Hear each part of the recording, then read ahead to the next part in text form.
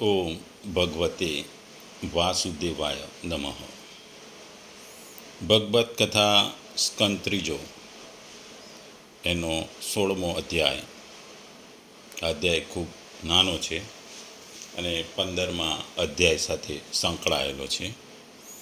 આ અધ્યાયનું નામ છે જય વિજયનું જે પતન થાય છે વૈકુંઠ ધામમાં, એની વાત કરવામાં આવી છે. આપણે જે આગલા અધ્યાયમાં જોયું કે શ્રીહરિના દર્શનની ઉત્કટ ઈચ્છાવાળા સનત કુમારોને જય વિજય નામના પાર્ષદ રોકે છે. એને કારણે એ સનત કુમારોને ક્રોધ આવે છે. એ કહે છે કે વૈકુંઠમાં તમારા જેવા સ્વભાવવાળા ક્યાંથી દ્વારપાળો આવી ગયા.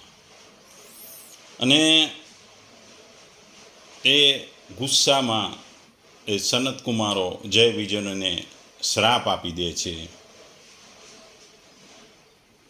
આ શ્રાપ જે આપે છે એની વાત આગળ અહીં આ અધ્યાયમાં કરવામાં આવી છે. આપણે જે વિષ્ણુની વાત કરી એના પાર્ષદની વાત કરી જય વિજય. આમ જોવા જઈએ તો વિષ્ણુના 16 મુખ્ય પાર્ષદ હતા. જય વિજય ઉપરાંત વિશ્વક્ષેન, પ્રબળ, બલ, નંદ, સુનંદ, સુભદ્ર, ભદ્ર, ચંડ, પ્રચંડ, કુમુદ, કુમુદાક્ષ, શીલ, સુશીલ અને સુષેણ. આમાંથી વિશ્વક્ષેન, જય વિજય, પ્રબળ, બલ આ લોકોનું મંગળ કરનારા પાર્ષદ હતા. આ પાર્ષદમાંથી જય વિજયની જે અહીં વાત કરવામાં આવી છે કે જે સનત કુમારો અંદર જતા હોય છે અને એને રોકે છે, એટલે શ્રાપ આપે છે. અને શ્રાપને કારણે આ જય વિજય એ પછી રાક્ષસ કુળમાં જન્મ લે છે. આપણે જાણીએ છીએ કે ભારતની સંસ્કૃતિ શાશ્વત અને સનાતન છે. ભારતની સંસ્કૃતિમાં વેદો, પુરાણો, મહાભારત, રામાયણ જેવા મહાકાવ્યો, ભાગવત અને ભગવદ્ ગીતા જેવા અદ્ભુત ગ્રંથો આપણી સંસ્કૃતિનું નિર્માણ કરે છે. શ્રાપ અને એક આશીર્વાદ આ બંને આપણા સંસ્કૃતિ સાથે સંકળાયેલા છે અને આ બંને સિક્કાની બે બાજુ છે. જ્યારે વ્યક્તિની જ્યારે આધ્યાત્મિક અનુભૂતિ થાય છે ત્યારે તે આશીર્વાદ આપી સમગ્ર સૃષ્ટિનું કલ્યાણ ઈચ્છે છે, સારું ઈચ્છે છે. જ્યારે દૈવી વ્યક્તિનું અપમાન થાય છે ત્યારે શ્રાપ આપે છે. વડીલો, ગુરુઓ અને આપણા સ્વજનોના વિવિધ પ્રસંગોપાત આપણને આશીર્વાદ આપે છે. વિદ્વાન બનો, યશસ્વી ભવ, સુખી ભાવ, સુખ સમૃદ્ધ થાવ. હવે આપણા સંસ્કૃતિમાં આશીર્વાદ આપવાની પ્રથા છે. જેવો પ્રસંગ તેવા આપણને આશીર્વાદ મળે છે. આ આશીર્વાદથી આપણા સંકલ્પો સિદ્ધ થાય છે, આપણા મનોરથો પૂર્ણ થાય છે. વિશ્વ કલ્યાણ અને જગતના કલ્યાણ માટે આશીર્વાદ છે. પણ જ્યારે વ્યક્તિ કે સમાજ સંસ્કૃતિમાં વિકૃતિ લાવે ત્યારે શ્રાપ આપવામાં આવે છે. આશીર્વાદ એ અંતરની ઉર્જા છે. જ્યારે અંતરની ઉર્જાથી આશીર્વાદ મળે છે ત્યારે સફળતા મળે છે, પરંતુ વિકૃતિને કારણે વિનાશ કે શ્રાપ મળે છે. જે વિદ્વાન હોય, ધાર્મિક હોય, ચારિત્રવાન હોય, જ્ઞાની હોય એ આશીર્વાદ આપી શકે છે. પણ ઘણી વખત ગુસ્સામાં, ક્રોધમાં, અપમાનમાં એ આશીર્વાદની જગ્યાએ આપણને શ્રાપ પણ આપી દે છે. આપણે અભિજ્ઞાન શાંકુતલ નાટકમાં દુષ્યંત રાજા શકુંતલાના પ્રેમમાં હોય છે. શકુંતલા પણ દુષ્યંતના પ્રેમમાં હોય છે. તેઓ સૌંદર્ય અને આકર્ષણ અને દેહાકર્ષણમાં ડૂબેલા છે. ત્યારે તે વખતે દુર્વાસા મુનિ ભિક્ષા માગવા કણવ મુનિના આશ્રમમાં આવે છે. ત્યારે શકુંતલા મુનિનો ધર્મ ચૂકી જાય છે. તે વખતે દુર્વાસા મુનિ તેને શ્રાપ આપે છે કે જે શકુંતલા તું જેને યાદ કરે છે તે તને ભૂલી જશે. અને આ શ્રાપ સાચો પડે છે. દુષ્યંત અને શકુંતલાના મુનિના શ્રાપથી એકબીજાને ભૂલી પણ જાય છે.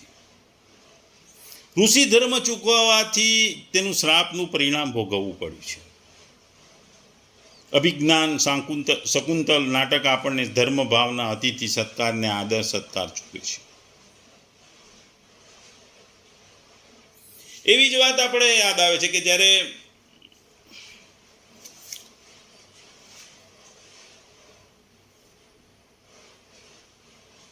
રામાયણ જોડે જ આપણે જો જોઈએ તો રાવણ અને એના ભાઈઓ કુંભકર્ણ અને વિભીષણ તપસ્યા કરે છે. તપસ્યા પૂર્ણ થઈ જાય છે. ભગવાન બ્રહ્મા વરદાન માટે કહે છે. વિભીષણે તેમની પાસે માત્ર હરિકીર્તન માંગ્યું. રાવણોએ દેવતાઓ, દાવનો, કિન્નરો અને ગંધર્વો પર વિજય મેળવવાની માગણી કરી. બ્રહ્માએ તેમને જે માગ્યું તે આપ્યું. પરંતુ કુંભકર્ણ તરફ વળતાની સાથે દેવતાઓ ગભરાઈ ગયા અને વિચારવા લાગ્યા કે કુંભકર્ણ શું માગશે. ઇન્દ્રને ચિંતા થવા લાગી કે કદાચ ઇન્દ્રનું સિંહાસન માગી લેતો, કારણ કે એ પહેલાં એની ઈચ્છા હતી કે ઇન્દ્રનું એ સિંહાસન તપસ્યાથી લે. પછી દેવતાઓની બુદ્ધિ સૂજી. એમણે જ્ઞાનની દેવી સરસ્વતીનો મદદની માગણી કરી, વિનંતી કરી. જ્ઞાનની દેવી સરસ્વતીએ કુંભકર્ણની જીભ પર બેઠા અને તેમના પ્રભાવને કારણે કુંભકર્ણ, જે બ્રહ્માજી પાસેથી વરદાન તરીકે ઇન્દ્રનું સિંહાસન માગવાના હતા, એના શબ્દો બદલાઈ ગયા અને તેમના મુખમાંથી ઇન્દ્રાસન અને બદલે નિંદ્રાસન નીકળ્યું. એટલે આ દેવી સરસ્વતીનો જે પ્રભાવ હતો એને કારણે જે કુંભકર્ણ 6 મહિના સૂતા અને 6 મહિના જાગ્રત રહેતા હતા. એટલે અહીં જે જય વિજયના શ્રાપની વાત કરવામાં આવી છે કે હરિની ઈચ્છાથી સનત કુમારો જાય છે વૈકુંઠમાં, અને વૈકુંઠમાં પાછળ જય વિજય એમને રોકે છે. મુનિઓ ગુસ્સે થઈ જાય છે અને જય વિજયને શ્રાપ આપે છે. જય વિજયને ખબર પડે છે કે આ શ્રાપ આપી દીધો, એટલે એ મુનિઓના પગમાં પડી જાય છે. એમને પાપનો નાશ કરવા માટે શ્રાપ આપ્યો છે, એટલે કે તમે મને માફ કરી દો એની વિનંતી કરે છે. એટલામાં શ્રી હરિ એમની પત્ની લક્ષ્મીજી સાથે પહોંચે છે. મુનિઓને તો હરિના દર્શન કરવા હતા એટલે તો કુતરાક થઈ ગયા કે ભાઈ બસ અમારે તો દર્શન થઈ ગયા. એમની ઈચ્છા પૂર્ણ થઈ. પછી ભગવાને આ વાત જે જોઈ હતી કે જય વિજયે મુનિઓને રોક્યા હતા, એટલે ભગવાને કહ્યું, હે મુનિઓ, મારા પાર્ષદોએ જે અપરાધ કર્યો છે તે માટે તમોએ તેમને કરેલી શિક્ષા મને મંજૂર છે, મને માન્ય છે. તેમના વતી હું તમારી ક્ષમા માગું છું. બ્રાહ્મણ એ તો મારા પરમ દૈવત છે. વળી સેવકનો અપરાધ તેના સ્વામીનો કરેલો ગણાય. માટે આ મારા પ્રાસાદો તરફથી અપરાધ થયો છે એનો શાપ ભોગવી તુરંત મારી સમીપમાં પાછા ફરે એવી કૃપા કરો.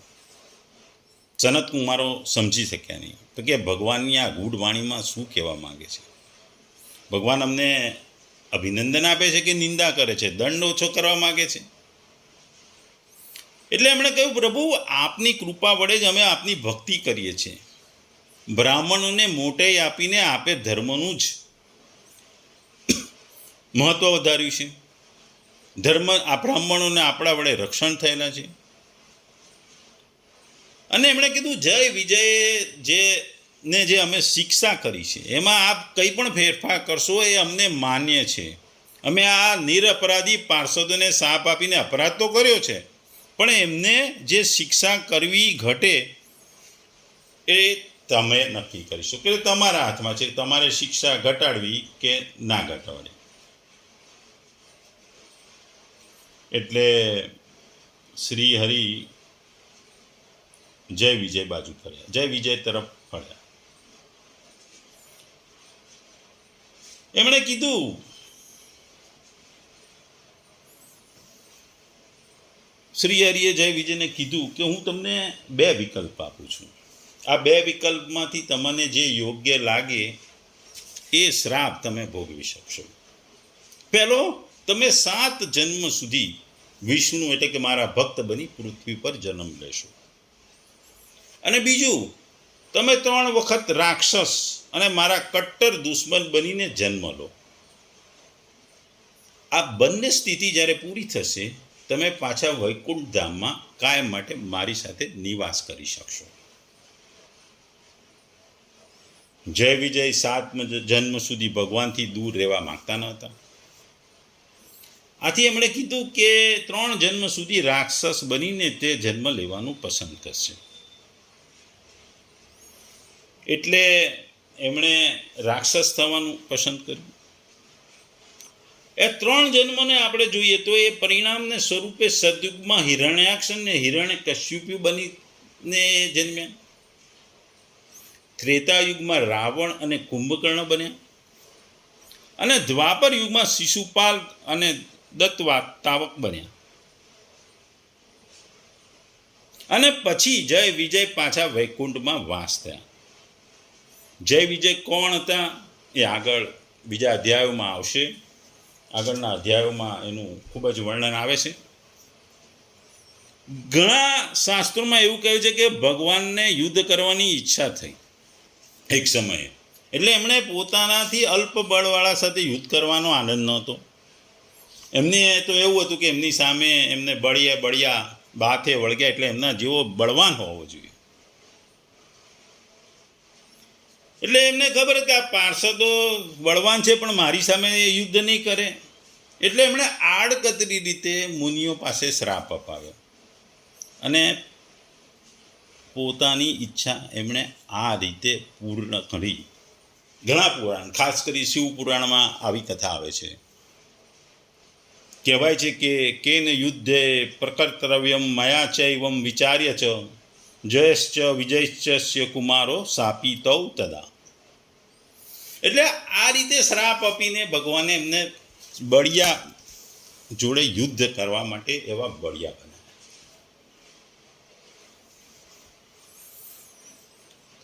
આપણે જાણીએ છીએ કે શ્રાપની વાત આપણા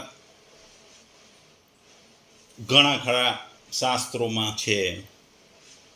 ઇવન ઇજિપ્તના પણ રાજાઓના શાપ, મમ્મીનો શાપ, રાજાના ટટ્ટુનો શાપ એ પણ અસ્તિત્વમાં છે. ઇવન બાઇબલમાં પણ એનો ઉલ્લેખ કરવામાં આવ્યો છે કે જુદા જુદા પ્રકારના શ્રાપ હોય છે. આપણે મહાભારતમાં બી જોઈએ તો મહાભારતમાં 5 શ્રાપનું ખાસ વર્ણન કર્યું છે. એક તો યુધિષ્ઠિરનો માતા કુંતીને જે શ્રાપ આપ્યો છે. બીજો શૃંગી ઋષિએ રાજા જે પરીક્ષિતને શ્રાપ આપ્યો હતો. ત્રીજું જે શ્રી કૃષ્ણએ અશ્વત્થામાને શ્રાપ આપ્યો હતો. એમ જુદા જુદા 5 અપ્સરા ઉર્વશીનો જે અર્જુનને શ્રાપ હતો, એમ જુદા જુદા 5 શ્રાપો મહાભારતમાં પણ ઉલ્લેખ કરવામાં છે, જે 5 જાણીતા છે. ટૂંકમાં આ અધ્યાય જે 16મો અધ્યાય છે સ્કંદ 3 ભગવત મહાપુરાણનો, આ જે વૈકુંઠના 2 દ્વારપાળો જે જય અને વિજયને ઋષિઓ દ્વારા જે શ્રાપ થાય છે એની ઘટનાનું વર્ણન, અને પછી જે વિષ્ણુ દ્વારા એમને જે 2 ઓપ્શન આપવામાં આવે છે કે આ 2માંથી તમારે શું કરવું. આ અધ્યાયમાં પ્રમાણમાં નાનો છે. એમાં 37 જેટલા શ્લોક છે. આમાં બ્રહ્માની વાણીથી શરૂઆત થાય છે અને ભગવાન વિષ્ણુના સમાધાનથી સમાપ્ત થાય છે. પહેલાથી જે 5મા શ્લોક છે એ પ્રારંભિક વર્ણન છે. એમાં ઋષિઓનું વૈકુંઠ પ્રવેશ અને દ્વારપાળના અવરોધનું વર્ણન છે. બ્રહ્મા કહે છે જ્યારે કપિલદેવ એટલે કે ભગવાન વિષ્ણુનો અવતાર ધ્યાનમાં ડૂબેલા હતા ત્યારે ઋષિઓ સનદ વગેરે વૈકુંઠ ધામ તરફ જઈ રહ્યા હતા. ત્યારે વૈકુંઠ દ્વારપાળો જય વિજયે એમને અટકાયા, કારણ કે તેઓ ભગવાનના આદેશ વિના પ્રવેશને મંજૂરી ના આપે. પછી 6 થી 21માં શ્રુતિઓ જે 6 થી 21 શ્લોકમાં ઋષિઓ ક્રોધમાં આવીને જય અને વિજયને શ્રાપ આપે છે અને કહે છે કે 3 જન્મ માટે તમે અસુર યોનિમાં જન્મશો. એ વાત આગળ છે. પછી 22 થી 33 શ્લોકમાં ભગવાન વિષ્ણુ સુધીશિરા એટલે શિખરદ્વારી સ્વરૂપમાં જે પ્રગટ થાય છે અને ઋષિઓને કહે છે આ બધું એમની લીલાઓનો એક ભાગ છે. તેઓ જય વિજયને માફ કરે છે અને કહે છે કે તેઓ તેમના અંતર્યામી છે, તેથી તેમનું કર્મ જ તેમનું જ કર્મ છે. એટલે કે જેમના દ્વારપાળનું કર્મ એ ભગવાનનું ખુદનું કર્મ છે. ભગવાન કહે છે કે જય વિજયને 3 જન્મો પછી પરત વૈકુંઠ ધામમાં આવશે એ વચન આપે છે. પછીના જે 34થી 37માં શ્લોક છે એમાં ભગવાન ઋષિઓને કહે છે કે વેર વિના ભક્તિ કરો, કારણ કે ભગવાન બધાના અંતર્યામી છે. તેઓ જય વિજયને પાછા બોલાવે છે અને તેમને આશ્વાસન આપે છે. એટલે આ અધ્યાય જો જોવા જઈએ તો ખૂબ જ મહત્ત્વની વસ્તુ છે. દરેક અધ્યાય જીવનમાં આપણને કંઈક શીખવાડે છે. જો આ અધ્યાય શિક્ષાની દ્રષ્ટિએ જોઈએ તો એક પહેલી વસ્તુ છે કે અહંકારનો નાશ. જય વિજય ભગવાનના એક પરમ ભક્ત હતા, છતાં ધાર પર અહંકાર આવ્યો એટલે એમણે ધરતી પર અવતરણ કરવું પડ્યું. આપણે જોઈએ છીએ કે મહાન વિદ્યાર્થી પણ જો ગુરુ પ્રત્યે અહંકાર દાખવે છે તો એ પોતે પણ જ્ઞાનથી વંચિત થઈ જાય છે. એટલે અહંકારનો ત્યાગ કરવો એ પહેલી વસ્તુ છે. બીજી વસ્તુ અહીંયા ભગવાનની વિનમ્રતા જોવા મળે છે. ભગવાન જાતે આવીને મુનિઓને બ્રાહ્મણોને ચારને કહે છે કે આ જે મારા દ્વારપાળનો એટલે કે મારા સેવકનો દોષ છે એ મારો જ દોષ છે, અને આ દોષ છે એટલે તમે જે શ્રાપ આપ્યો છે મને મંજૂર છે. એટલે ભગવાન એના જે સેવકો છે કે એના દ્વારપાળો જે પણ દોષ થાય છે એ પોતાનો દોષ ગણે છે. એ આ વસ્તુ આપણને શીખવે છે કે મોટા માણસે હંમેશા નમ્રતા રાખવી જોઈએ. આ જગતનો નાથ છે, આ જગતનો પિતા છે, જે ગણો એ ભગવાન ખુદ પોતાને પણ દોષી ગણે છે. આગળ આપણને શીખવા મળે છે ભક્તને પણ પરીક્ષા મળે છે. ભગવાન પોતાના ભક્તને ક્યારેક કઠિન પરિસ્થિતિમાં મૂકે છે, પણ અંતે ભક્તને ભગવાનનો સંપર્ક જળવાઈ રહે છે. આપણે જોયું કે જય વિજયને 3 જન્મમાં ભગવાનના વિલાસ રૂપે મળ્યા. એમણે 7 વર્ષ ભક્તિ કરવા મળશે એવું ના સ્વીકાર્યું. એમણે ભગવાનને સાનિધ્ય રાખવા માટે, ભગવાન જોડે બી યુદ્ધ કરવા માટે, ભગવાન જોડે જલ્દીથી પાછા આવવા માટે 3 વર્ષ 3 યુગ માટે એમણે રાક્ષસ થવાનું પણ પસંદ કર્યું, કારણ કે એમને ભગવાનની ભક્તિ અને ભક્તને ભગવાનની વાત થાય છે. આગળ વસ્તુ શીખવા મળે છે કે શત્રુપણામાં પણ ભગવાનને સ્મરણ કરો. જય વિજય જ્યારે અસુર બની જાય છે એ પણ સતત ભગવાનનો વિચાર છે. એટલે આપણે શીખવા જેવી વસ્તુ છે કે દ્વેષભાવથી ભગવાનને સ્મરણના અંતે મુક્તિ મળે છે, મુક્તિમાં પામે છે. આપણા ધર્મમાં જેને મોક્ષ કહેવાય છે. એટલે આપણે હંમેશા જીવનમાં જો સેવા કરીએ તો અહંકાર ન કરો, ને અહંકાર કરીને જો આપણે સેવા કરીએ તો એ સેવાનું જિંદગીમાં કોઈ મહત્વ નથી. એ સેવા નકામી છે, લેખે લાગતી નથી. સેવા કરો તો નમ્રતાથી, વિનમ્રતાથી અને માન, સામેવાળાને પણ માન આપીને. કોઈને ભોજન કરાવો, કોઈકને ભિક્ષા આપો, એ પણ એમની માન આપીને કરવી.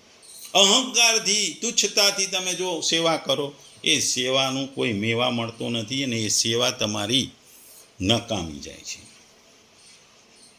નમ્રતા, સહનશીલતા અને બીજા પ્રત્યે આદર રાખો એ ભક્તિનું મૂળ છે.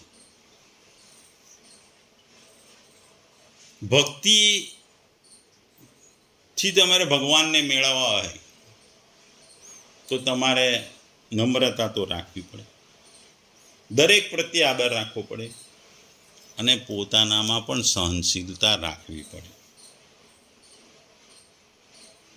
અને બીજી મહત્વની વસ્તુ છે, જન્મ લીધો જે મૃત્યુ થવાનું છે, જન્મ મૃત્યુના વચ્ચે તમારું જે જીવન છે એમાં ઊંચી નીચી ઘટનાઓ બનાવવાની. કોઈક દિવસ સુખ આવે, કોઈક દિવસ દુઃખ આવે, તો એનો સ્વીકાર કરીને ચાલવાનું છે. કારણ કે એ દરેક વસ્તુ તમારા જીવનમાં આવવાની છે. દરેકને એકલું સુખ, દરેકને એકલું દુઃખ મળે એવું છે નહીં. સુખ પણ આવે, દુઃખ પણ આવે, જીવનમાં સંઘર્ષ પણ આવે, પરીક્ષાઓ આવે, પણ આ બધું જ ભગવાનનું છે એવું માનીને ચાલવું. ને દુઃખમાં ડગી જવું કે ન સુખમાં છલકાઈ જવું, આ વસ્તુ મહત્વની છે. એટલે મૂળ વસ્તુ આ અધ્યાયમાં ભક્તિમાં અહંકાર સહેજ પણ ચાલતો નથી. અહંકાર વિના જ ભક્તિ કરવી પડે, અને નમ્રતા એ ભક્તનું મોટામાં મોટું આભૂષણ છે. એટલે આ અધ્યાય ખૂબ જ મહત્વનો છે. મુખ્ય સંદેશ જણાવે છે કે ભગવાનની લીલામાં શાપ વરદાન બધું જ એક ભક્તિને વધારવા માટે થાય છે. તે ભક્તોને શીખે છે અને ક્રોધને ભક્તિમાં રૂપાંતરિત કરે છે. મહાભારતમાં શિશુપાળ જ્યારે 100 જેટલા અપમાન કરે છે કૃષ્ણના, પછી તેનાથી તેમનો ભક્તિ પૂર્ણ થાય છે અને પછી એને મુક્તિ આપે છે. એટલે જો જીવનમાં કોઈ વ્યક્તિને વારંવાર અડચણ આવે તે ભગવાનની નજીક લાવવાનો માર્ગ છે.